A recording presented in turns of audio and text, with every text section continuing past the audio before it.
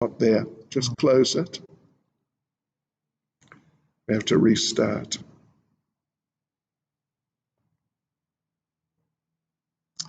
So Hare Krishna devotees, here we are now for our 28th night, 28th session of Nectar of Devotion, chapter 15, Spontaneous Devotional Service, also known as Raganuga Sadhana Bhakti, or classically known as. First of all, though, let us recite our dedication to the 6 Goswamis of Vrindavan. Nana Shastra Vicharanai Kanipano Sadharma Samstapako Lokanam Hitakarino Tribhuvane. Oh my God. Oh, okay. We lost this thing. Yes, I see. We'll have to restart again. What to do? Okay. Here we go again. Anyway, let us just begin this evening by reciting the dedication to the 6 Goswamis of Vrindavan. Nana Shastra Vicharanai Kanipano Sadharma Samstapako Lokanam Hitakarino Tribhuvane Manyo Sharanya Karo Radha Krishna Padara Venda Bhajana Nandena Mataliko Vande Rupa Sanatano Raghuyago Shri Jiva Gopalako Vande Rupa Sanatano Raghuyago Shri Jiva Gopalako. I offer my respectful obeisances unto the 6 Goswamis, namely Sri Sanatan Goswami, Sri Rupa Goswami, Sri Raghunath Bhatta Goswami, Sri Raghunath Das Goswami, Sri Jiva Goswami, and Sri Gopal Bhatta Goswami, who are very expert in scrutinizingly studying all the revealed scriptures with the aim of establishing eternal religious principles for the benefit of all human beings. Thus they're honored all over the 3 worlds, and they're worth taking shelter of because they're absorbed in the mood of the gopis and are engaged in the transcendental loving service of Radha and Krishna. Nama Om Vishnupadaya Krishna Prestaya Bhutale Srimati Bhakti Vedanta Swaminiti Namane Namaste Saraswati Deve Gauravani Pracharane Nirvishesha Shunyavadi Paschachade Chatarane Sri Krishna Chaitanya Prabhu Nityananda Sri Advaita Gadadha Shivas Adi Gaura Bhakta Vrinda Hare Krishna, Krishna Krishna, Hare Hare, Hare Rama, Rama Rama, Hare Hare. Vanchakalpatarubhyascha kripa sindhubhya eva cha patitanam pavanebhyo vaishnavebhyo namo namaha. Hare Krishna, Srila Prabhupada ki jai, Srila Bhakti Charu Maharaj ki jai. So devotees, here we are, 28th day, 28th session, Nectar of Devotion, going into chapter 15, spontaneous devotional service, classically known as Raganuga Sadhana Bhakti. Now, of course, we started last night, actually, and we made a fairly solid start. It's extremely important, though, to get these things clear. So let me just a little bit, just catch up again. That here we're talking about Raganuga Sadhana Bhakti. Or I should say, we are beginning the discussion on that subject. It is not such a simple subject, frankly. Let us give a little bit of the history, the background. A devotee practices Vaidhi Sadhana Bhakti for some time. And then, after making good advancement in Vaidhi Sadhana Bhakti, the possibility exists that the devotee may develop a strong attraction to serving Krishna as the Brijbasis do, the eternal associates of the Lord in Vrindavan, as they do. A real attraction, and feel driven to try to learn how to serve like that, to serve like those devotees. So,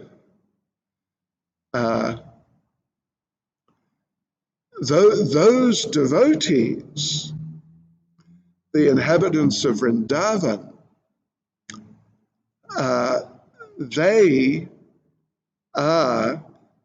they're known as Rag Atmik. We talked about that last night. There is something called Rag. And Rag is defined as a spontaneous, deep thirst for the object of love.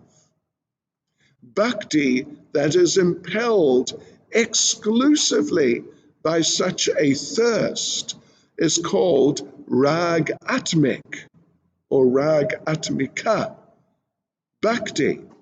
And the devotees of Vrindavan, Nanda Maharaj, Mother Yashoda, Srimati Radharani and company, they're like that.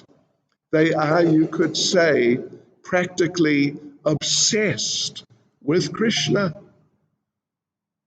They cannot think of anything else.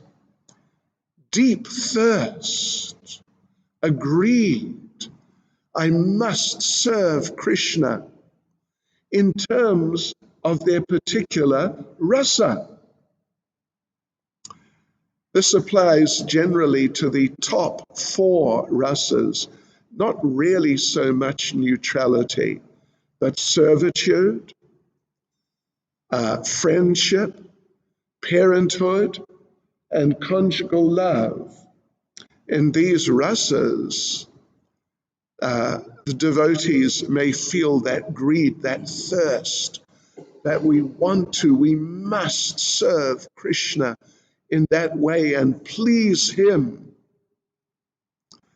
And they become so, well, I've used the word obsessed, which is not a nice word actually, generally.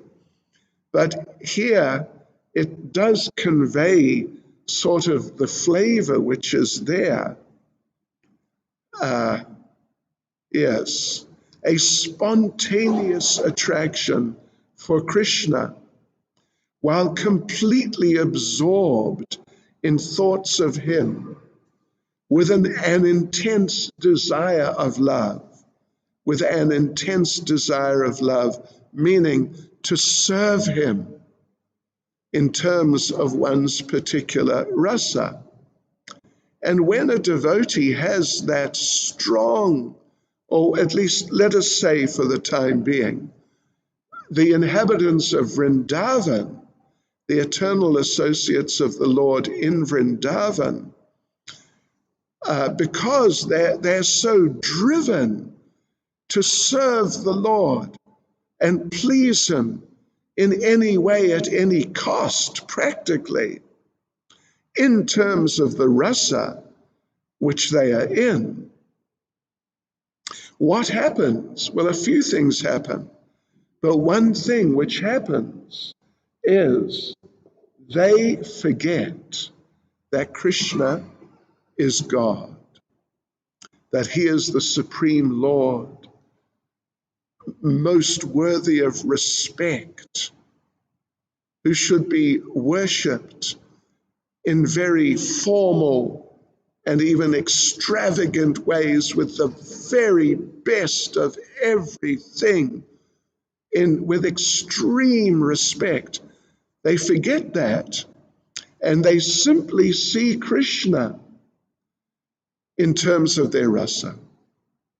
Like Srimati Radharani and the gopis, they see Him as the most beautiful and wonderful young boy, and they just want to embrace Him and kiss Him and also serve Him in different ways, which are relevant to the conjugal relationship. Like, for example, make garlands for Him.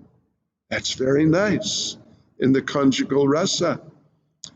How about to dress nicely for Him? Because they see that Krishna becomes pleased when their appearance is beautiful. So they think, oh, it pleases Krishna if we look beautiful. Let us make ourselves as beautiful as possible. Not as in material life, at least, we hear happens, particularly, I don't know, but we hear happens, particularly in the unmarried situation, that the girl may go to great lengths to make herself look beautiful so as to attract the young boy. Is this right or not? No comment. Anyway, we hear. I can report that I have heard these things. But not just trying to sneer some young man, catch him, or something, take advantage of him, or whatever. But here, the gopis are thinking that that we want to please Krishna. How will we do that? Yes, He becomes pleased when we're dressed nicely. We will dress very nicely. So, yeah, it is, as we read, a deep thirst, a greed, how to please Krishna. How can we do it? And it becomes so powerful, they forget, as we said, that He's God. And they see Him just as this most wonderful young boy from the village. And they engage in all sorts of activities to please Him in different ways. So that is rag, that greed to please, that thirst, overwhelming desire to please Krishna. This is rag. And these devotees who have it, they're called rag atmik. It means within themselves, atma meaning the self, within themselves they have rag. So we talked about that last night. Anyway, so we will continue right now. There's all sorts of things here. It's all very interesting. different perspectives. Right at the beginning, Srila Prabhupada makes the point that these devotees, these rag atmic devotees, and don't forget what we said last night about the use of the word raganuga in chapter 15. It, with respect, is not correct. The term is rag atmic. And you can gather that, if you want to sort of kind of prove it or clarify it a bit to yourself, you read through Chaitanya Charitamrita Madhya Lila, chapter 22, and you will find some of the very verses which are being paraphrased here. Yes. And this, in fact, is the discussion which is being paraphrased here, at least that part of chapter 22 of Madhya Lila. Anyway, Prabhupada makes the point in the first paragraph that these Brijbasis, ragatmic devotees, just full of that thirst, that desire to please Krishna in terms of whatever rasa they're in, Prabhupada says, they don't have to learn anything. They don't need to go to classes, how to practice devotional service. They don't need to. They don't need to worry about following regulative principles. Not because regulative principles don't matter, but as Prabhupada says, they're already perfect in all regulative principles. They naturally follow them. There's no question that they're going to sort of drift off into some fall down or even some contemplation of such materialistic activities. And they already have spontaneous love. Therefore, they're rag atmic. They already possess within themselves that spontaneous love.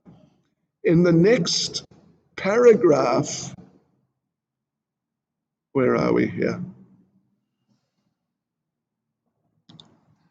Oh, okay. No, first paragraph. Back to the first paragraph, sorry. Back to the first paragraph, and Prabhupada gives the example. For example, the cowherd boys, they're playing with Krishna. They don't have to learn by doing austerity or penances, yogic practice, how to play with him. They've already graduated from the school of regulative principles in their previous lives. And so now they're in the position to directly associate with Krishna as his dear friends. So their spontaneous attitude is called rag atmic. Bhakti. Then the second paragraph, most of this we've already covered just in the first so many minutes today and also yesterday, rag. But here at the end of the second paragraph, an interesting and important, very important point is made. There are two categories, two types of rag atmic devotional service. One is called sensual attraction, and the other is called relationship. What this means, let us just clarify a little bit what this is getting at. Sensual attraction, there's a Sanskrit term. It's called kam atmic, K-A-M, kam atmic. Kam generally according to the Sanskrit language, kam meaning lust, not karma like work, but kam normally means lust in material life. Here, Prabhupada translates it as sensual attraction, means the attraction of the gopis. It appears to be a sensual attraction. And then relationship is called sambandh atmik. We're familiar with this term sambandha, I think. Sambandha means relationship. So sambandh atmik means those devotees who have within themselves the attraction to serve Krishna in terms of basically a general family type relationship, generally, like the Yadavas, for example, in Dwaraka.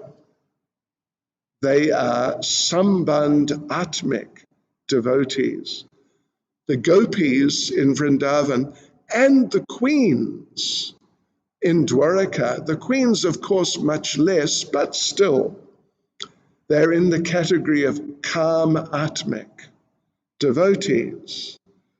All right, so now, well, just before we launch into the third paragraph, which is, quite a, anyway, it's a whole different thing, actually, sort of different thing. I want to just read to you 5 verses by Srila Rupa Goswami from a poem of his called Lalita Pranam Stotra, which is also known as Lalitastakam, 8 verses in praise of Lalita. And when we read these verses, as we go into them step by step, you will get a picture of how someone who has this rag within themselves, this powerful desire to please Krishna, in this case, through conjugal pastimes, how they feel. Listen to this. I offer my respectful obeisances to charming and virtuous Lalita Devi, who worships the perspiration from Sri Sri Radha Mukunda's feet, and who out of great love is very bold and arrogant. I offer my respectful obeisances to charming and virtuous Lalita Devi, who gives the following instruction. Radha, please hear these beneficial words. Be contrary with the rogue, who is the prince of Vraja. O dishonored one, do not become gentle and submissive for your own undoing. Out of love, out of great love, because she knows this pleases Krishna, to interact with him in these types of ways, pleases him, pleases Radharani, and heightens the whole experience of the conjugal relationships.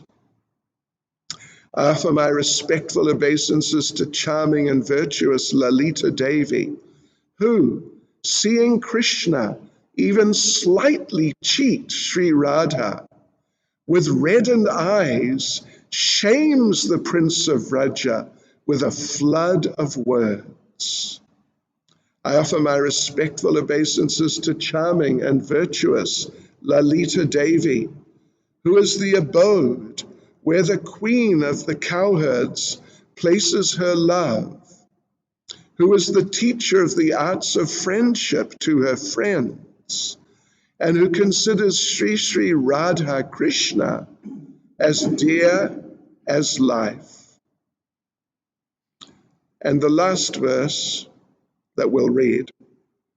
I offer my respectful obeisances to charming and virtuous Lalita Devi, all of whose desires became at once completely fulfilled when she saw in Vraja the path of Sri Radha blocked by a certain person. Hare Krishna, excuse me. So you see, she is calm atmic. She doesn't have to learn it. She's totally absorbed in it. She knows what pleases Radha and Krishna. And, I mean, among other things, this is not the only thing, but among other things, she knows that Radha and Krishna are so much pleased when there are all sorts of challenges and, apparent, what would you say, apparent obstructions or apparent objections. There's practically nothing Krishna likes better than overcoming the objections of Radharani. Yeah. So therefore, it may sound abusive, it may sound non-devotional, but actually it pleases so much, therefore she does it. If it didn't please, if something else pleased Radha and Krishna in their conjugal pastime, she'd do that. All right, so let's see, what else should we say here? Well, we did mention last night that in order to understand Raganuga, what is Raganuga? You have to understand what is Ragatmik first. And to understand what is Ragatmik first, you have to understand, at least to some reasonable degree, what is Rag. Without that, it's all sort of, kind of strange. So we will go on now, what I call the second part, the second section of this chapter. It begins with paragraph 3, and it goes on to, where does it go? It includes paragraph 12. And this is, I call this examples of different persons who may or may not have or be in Ragatmik Bhakti. They may not. Let us see. Yes. They appear to have Rag. But whether it is Ragatmik Bhakti, they possess like some fanatical attraction. Again, not a nice word, but, it sort of gives the idea, overwhelming, burning attraction to Krishna. But depending on the case, the person and, the details of how they feel about Krishna, it may be Ragatmik Bhakti, or it may be something else, not Ragatmik Bhakti. So, let's just have a look at paragraph 3. And there, Srila Prabhupada quotes a verse from Srimad Bhagavatam 7.1.30. And for that matter, 7.1.30, let's just say 7.1.30, we'll do that first. And then when we go on to the next paragraph,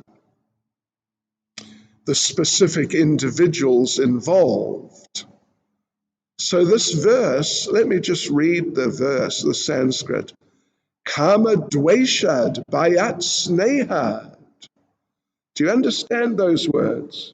Kamad, by kama, apparent lust. Dvesha, by envy, inimical feelings, hatred. Baya, through fear. And sneha means like affection, sort of affection of the type of family affection, relationship type affection.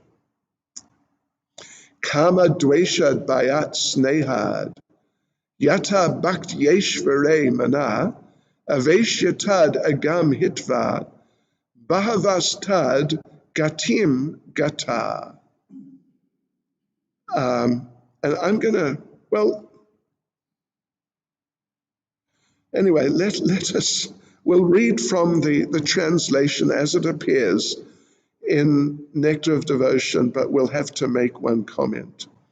My dear King, there are many devotees who first become attracted to the personality of Godhead for purposes of sense gratification, kama, from being envious of him, dveshad, out of fear of him, bayad, or from desiring to associate affectionately with him. That was snehad. Ultimately, these attractions become freed from all material contamination, and gradually the worshipper develops spiritual love and achieves that ultimate goal of life desired by the pure devotee. Well, I must comment, again, I'm sure it's not Srila Prabhupada, it's the editors. It's not exactly that there are many devotees, there are different people. Yes. And they become attracted in these four ways, or at least one each. Either sense gratification, either from envy, either out of fear, or from desiring just to have a simple, affectionate relationship. And they become purified by that. They become purified and achieve a spiritual goal. They achieve a great spiritual goal. Let me read the translation that Prabhupada gives in Srimad Bhagavatam. Many persons have attained liberation simply by thinking of Krishna with great attention and giving up sinful activities. This great attention may be due to lusty desires, inimical feelings, fear, affection, or devotional service.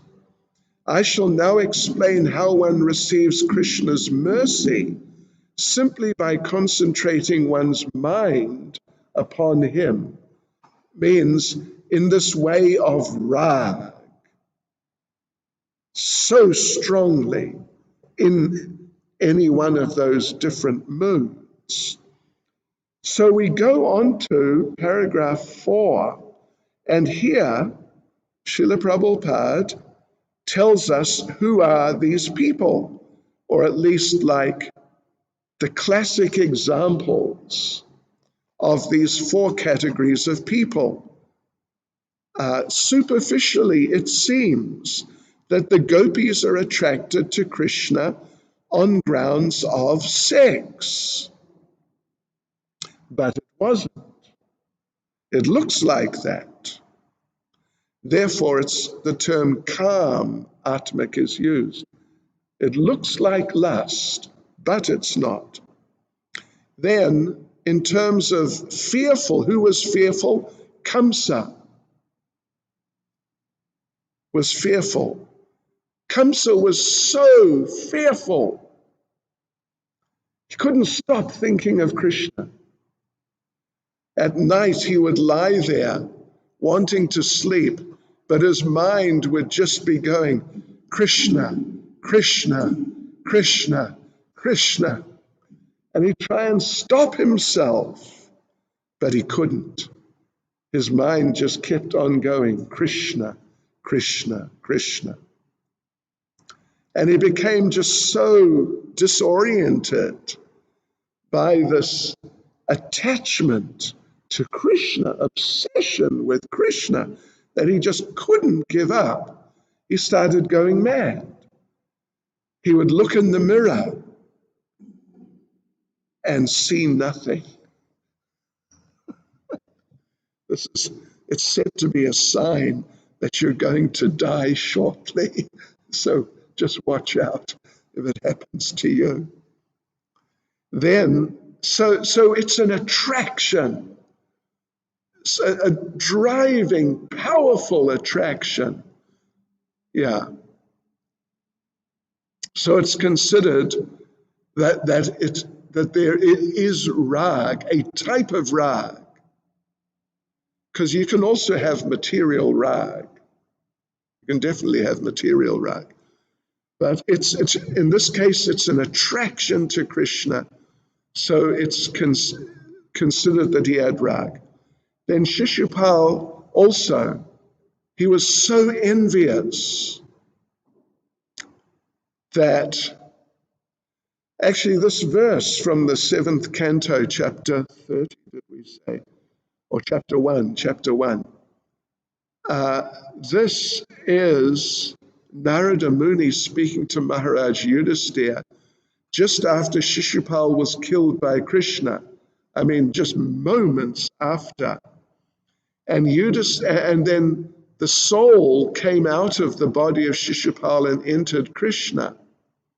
And Yudhisthira, understanding that this means that Shishupal got some form of liberation, he was astonished. And he asked Narada Muni, who happened to be right there, how could he get that? To enter the body of the Lord, you got to do pious activities and austerities and so many difficult things for lifetimes. What to speak of being very pious. But this person, even from the age of a child, unable to properly speak, he never did anything other than criticize Krishna. So in other words, Shishupal also had a form of rag. And then actually two other categories are mentioned. Those who are attached to Krishna through affection, which means, Prabhupada says here, the yadus.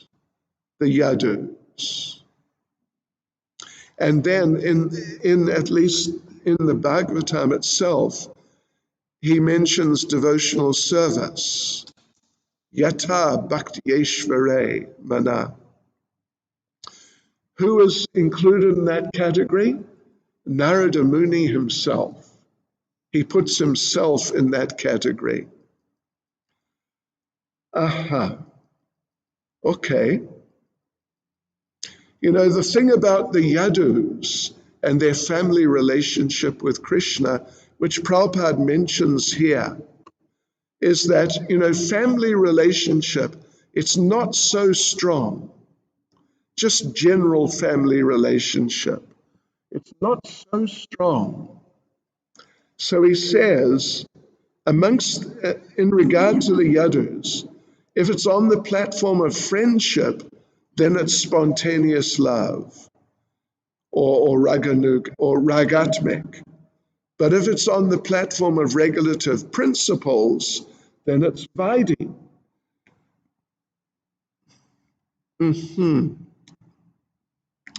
All righty. So let's go on to, where are we? I think we're in paragraph 5. We just got into paragraph 5. Let's have a look at paragraph 5. So again, it's the same themes. At least the same themes are mentioned. the attraction of the gopis for Krishna and the affection of the Yadu dynasty, they're accepted as rag atmic, bhakti, rag atmic, devotional service. But the attraction of Kamsa and Shishupal, it may have rag, but it's not bhakti. It's not bhakti, because they actually hate Krishna. They have no bhakti. They definitely have no actual bhakti. But the thing is that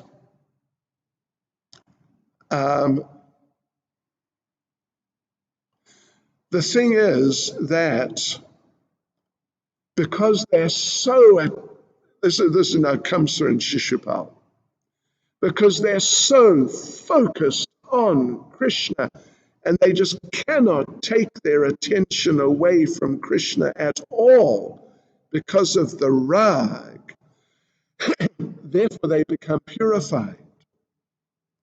They become purified through contact with Krishna within their minds. But the problem is the attitude is unfavorable. And you remember back when we were discussing the Paribhas Sutra, the attitude has to be anukul, favorable. It has to be anukul, favorable, and not pratikul. Pratikul means unfavorable. So they were just super unfavorable. Therefore, they cannot get the same result as devotees. But they were focused on Krishna, so they became purified. So what result did they get? Well, devotees, in paragraph 6, it describes that, the gopis, they went back to Godhead, but Kamsa and Shishupal and people like them who become focused like that on Krishna negatively, they could attain, Prabhupada says at the end of paragraph 6, they could attain only to the Brahman effulgence. It says devotees like Kamsa or Shishupal. Anyway, okay, they're not exactly devotees. So they could only attain the Brahman effulgence. That's a liberated platform. It's not bad. It's way above ordinary material life, but it's way below having a loving relationship with the Lord in Vaikuntha, or particularly in Goloka Vrindavan. Prabhupada goes on in paragraph 7 to talk about, Brahman, Paramatma, Bhagavan, what are the relationships? The sun globe is like Bhagavan, the sunshine is like Brahman. You can't exactly separate them, but still the sun globe is really something quite different from the sunshine. Particularly here in the winter, it's quite cool. So the sunshine, you can't separate it from the sun, but it just doesn't have the same Shakti. But you try to land on the sun globe. That's a different story. So, and also,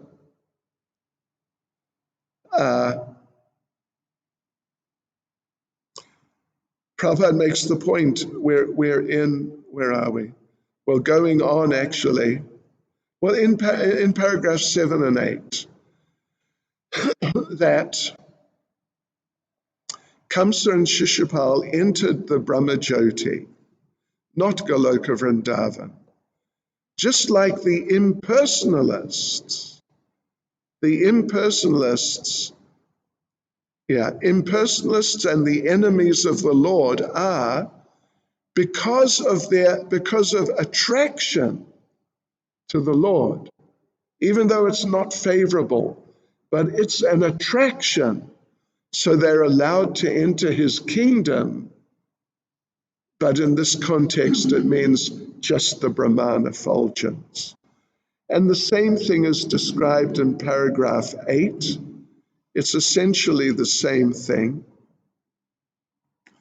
Even though Kamsa and Shishupal, they're envious of the Lord, and the impersonalists, they're often, or usually, or maybe always, at least often, envious of the Lord.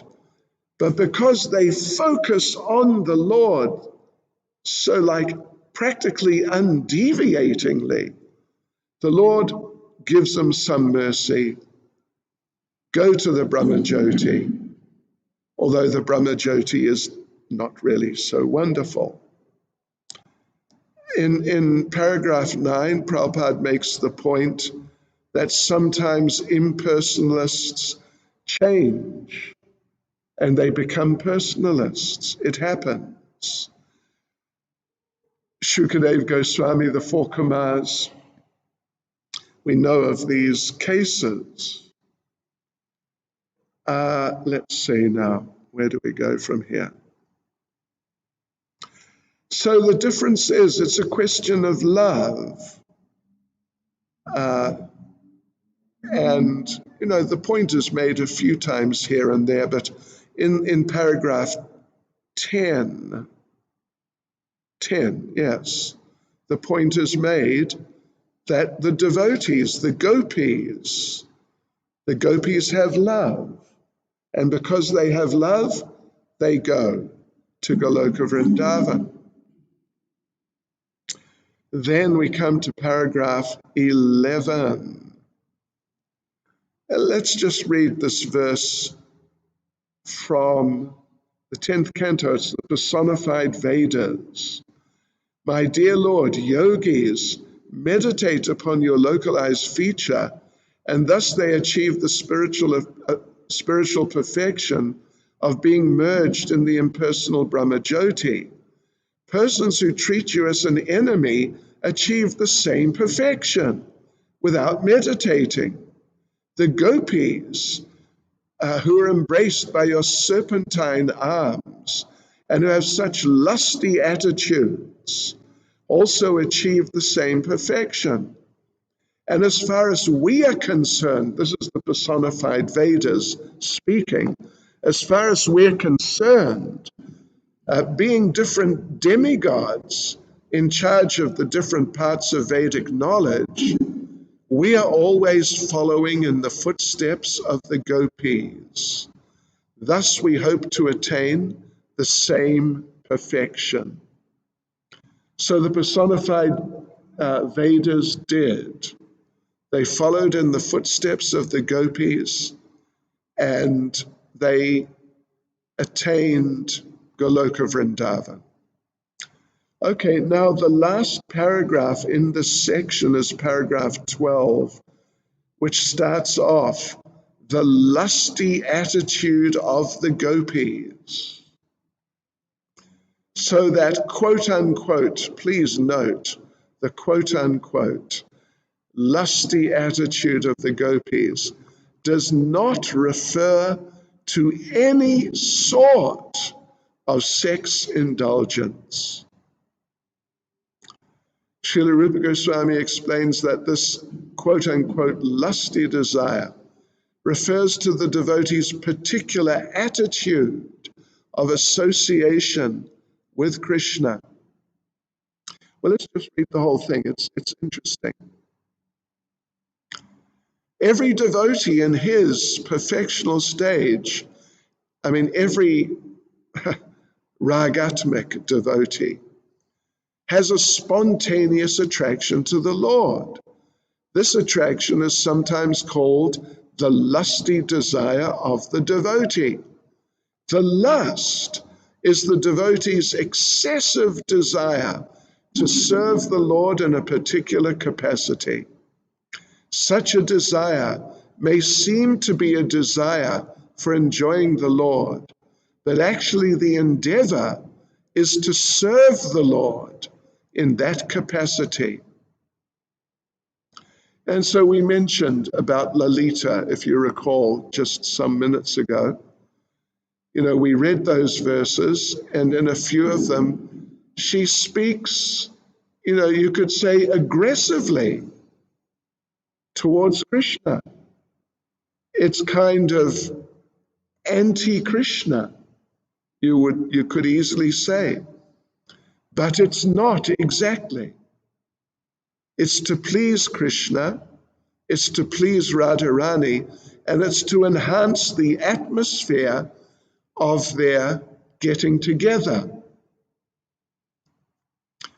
Srila Vishwanath Chakravarti Thakur explains how Radharani was questioned by one devotee. Listen to this. The devotee said to Radharani, "Wouldn't it be better if you and Krishna could just be married? Then you could just be together the whole time. No one could criticize you at all, because they get criticized heavily for meeting when they're not married. And even Radharani is married to someone else, so they get super criticized." So the devotee said, "Wouldn't it be better if you could just be married? And then you could be together. Wouldn't have to worry about all these things. In fact, you would have to be together. Otherwise, people would criticize you if you were not together." Yeah. So Srimati Radharani thought about it.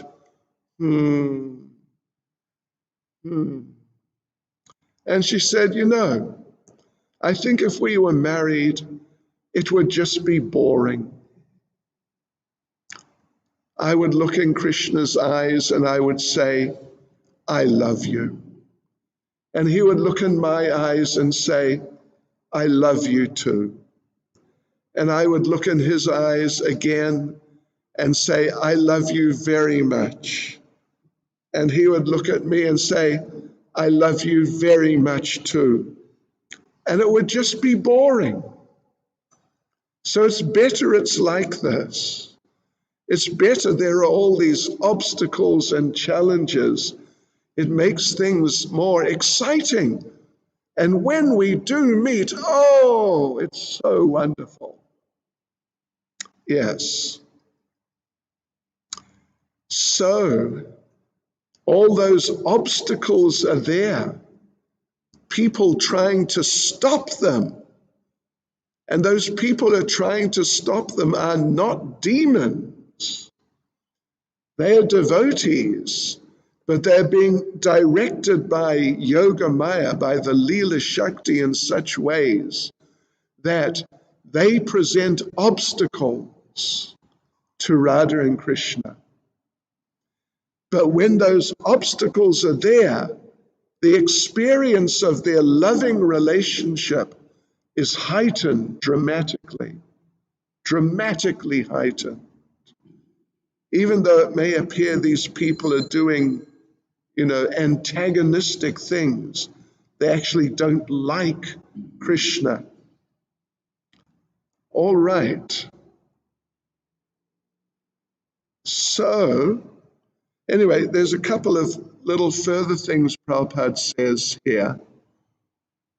For example, so the point is that the devotee has an excessive desire, overwhelming desire to serve Krishna in some particular way. For example, a devotee may be desiring to associate with Krishna as his cowherd friend. Then he will want to serve the Lord by assisting him in controlling the cows and the pasturing ground. This may appear to be a desire to enjoy the company of the Lord, but actually it is spontaneous love, serving him by assisting in managing the transcendental cows. Aha. So there's this, the next section is now going to focus on the love of the gopis. And we will go into it tomorrow. But I just want to make one point in sort of summary about the difference between ragatmic devotees and other devotees who you may think they're ragatmic, but actually they're not exactly. They're just extremely enthusiastic to serve the Lord in very respectful ways. Which means, and as soon as there's that respect that, oh, he's the Lord, he's the Supreme Personality, we must bow down before him, then the rag goes. Because the rag means the desire to please is so overwhelmingly strong that you only see the Lord in terms of the relationship, conjugal, parental, friendly, or possibly servitude also. Just like when Uddhava came to preach to the Brijbasis after Krishna went to Mathura, that don't worry, Krishna is still here because he's the Lord, and the Lord is everywhere. And Nanda Maharaj told him, we want him here with us. We don't care about him being everywhere. We want to see him with us. And Nanda Maharaj says, I offer my obeisances to your Lord Krishna. Yeah, he's your Lord. He's not my Lord. He's my son. So we can take the example of Hanuman. We all know about Hanuman. He's super enthusiastic, so enthusiastic to do whatever the Lord wants, practically. And so he does amazing things. And what a wonderful service attitude. However, he does not have that rag because he still sees Lord Ram as the Lord. So in the end, when Lord Ram embraced Hanuman, the understanding is Hanuman was embarrassed. That my Lord, no, don't embrace me. I'm just a monkey. Please don't do it. But the Lord grabbed him. If it was a friend in Vrindavan, they just grab hold of Krishna and embrace him. And they do it all the time because of their rag. They just see them. He's my friend. That's all. We should try to understand the differences in those terms. And then we'll understand what is ragatmic bhakti and what is more Vaidhi bhakti. Shri Shri Radharathnath Shri Giri Govardhan Shri Chaitanya Mahaprabhu Ki Jai.